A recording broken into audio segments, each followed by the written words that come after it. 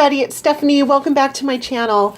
I have a video for you today on how to take an old book and turn it into a junk journal. So I love making junk journals because it combines a lot of my favorite things all in one beautiful art project. And I really think junk journals are pieces of art. They can be so beautiful and even more beautiful after you add your own memories and thoughts and ideas to them. So I wanted to do a series of videos to show people who had maybe never heard of junk journaling before how to make one for themselves from scratch. And so what we're going to do is we're going to start with a book. If you're looking for a book to use and you don't happen to have an old one hanging around your house, you can look at your local library. A lot of times they have great books for sale that you can use. You can also look at the Dollar Tree or the dollar store, and of course Goodwill and thrift stores.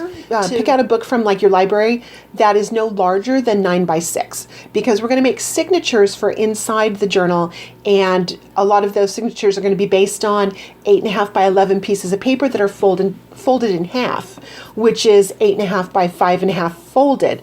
So having a book that's like 9 by 6 is a great starting point, and the spine can be as big as you want. I like to have larger spines so that the book can hold more, maybe around 2 inches, but any size spine will do. Just keep in mind that the smaller the spine, the fewer papers and the fewer things that you'll be able to put into your journal. So, okay, let's say you've picked out your book and you're ready to go. So what we're going to do is look at the very top of the spine of the book, and if you can see that there's a gap, those are the best books to deconstruct. First, I'm going to pull sheets off, like 3 or 4 from the front and the back, and then I'm going to take my X-Acto knife and I'm going to cut the inside pages away.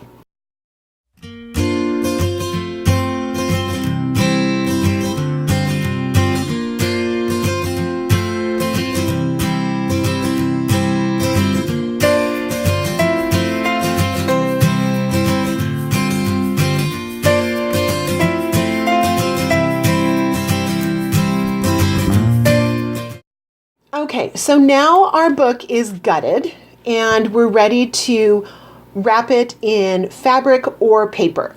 So I'm going to choose to cover my book in this Waverly, it's an upholstery fabric sample that I picked up, and I love the red. So what I'm going to do is I'm going to cut it down to the size of my book plus about an inch or so all the way around. So if your book is, if you picked up a book that was 9 by 6, if you open it up, it's 9 by 12. So I would cut your fabric approximately 11 by 14. And what that'll do is it'll leave a 1-inch border all the way around. And there are a couple of ways to do this. So you can use any fabric you want.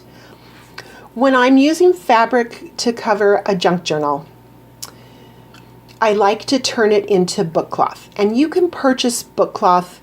I've purchased it online through Amazon before, but I really like to make my own. And the reason I like to turn the fabric into book cloth is because if you use a piece of thinner cotton, like maybe a quilting cotton, to cover your book, the glue can seep through and it gets the fabric wet and it doesn't always dry right, and you can kind of see where the glue was, and I don't like that look. So I'm going to use Heat and Bond today.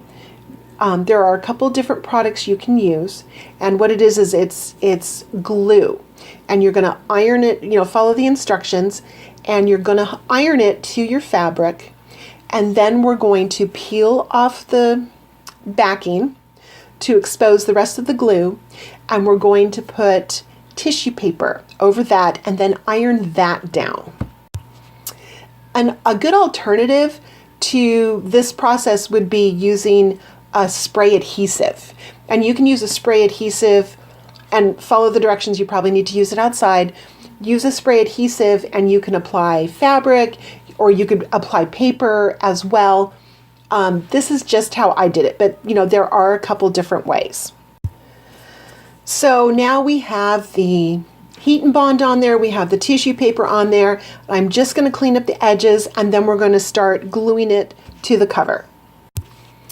My favorite glue for this process is Tack, and Tack can be kind of expensive. I like to purchase it at Hobby Lobby, and I always use a 40% off coupon.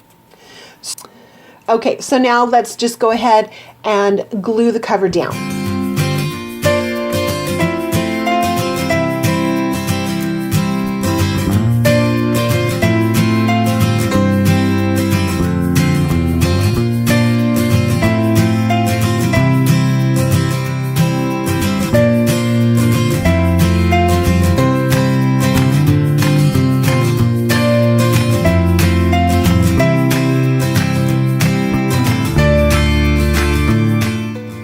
I'm going to make sure that I use my fingers and my bone folder to make sure that the glue and the fabric, or if you're using paper, to get it down into the creases of the spine.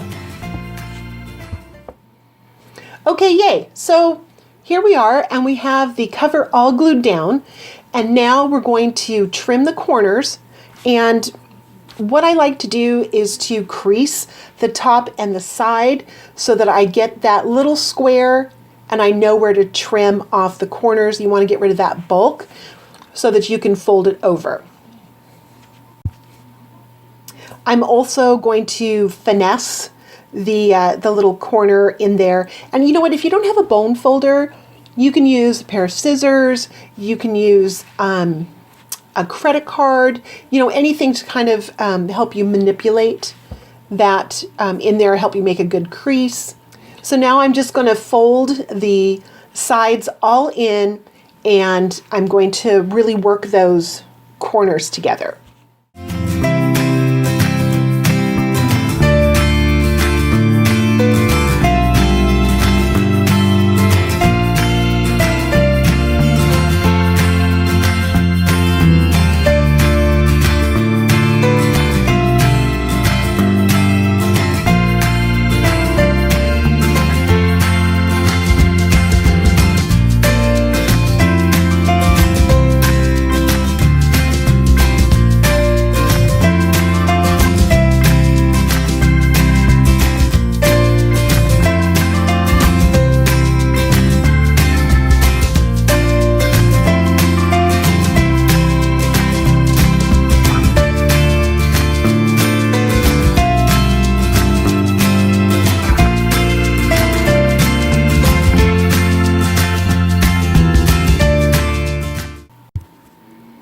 Okay, so we got that done.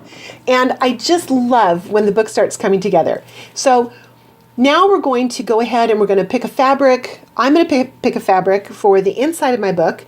You might decide that you want to use paper, and that's fine too. You can use a combination of fabric and paper. So this is the fabric that I've chosen, and I'm going to go ahead and cut it down to about 1/4 to 1/2 inch smaller all the way around on the inside than the actual measurement of my book. I'm also going to turn this piece of fabric into book cloth using the same method that we did for the outside.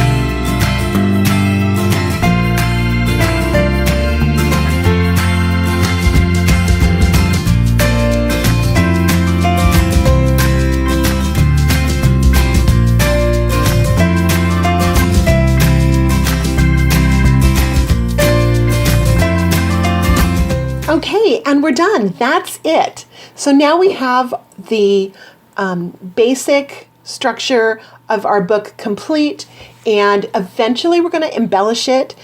And, on the outside, the next video that I have coming up is making the signatures, actually how to pick out all the papers that you need for the signatures. So stay tuned for that. Please leave me a comment below. Let me know if you've ever made a junk journal before. If you haven't and you want to give it a try, I hope this video helps you. And please let me know if you do and send me a picture. I would love to see what you create. So that's it. Thank you for watching. And stay tuned. Please hit subscribe and give me a thumbs up if you enjoyed this video. And again, please leave me a comment with any questions you might have. And I look forward to seeing you all again. Okay, thanks.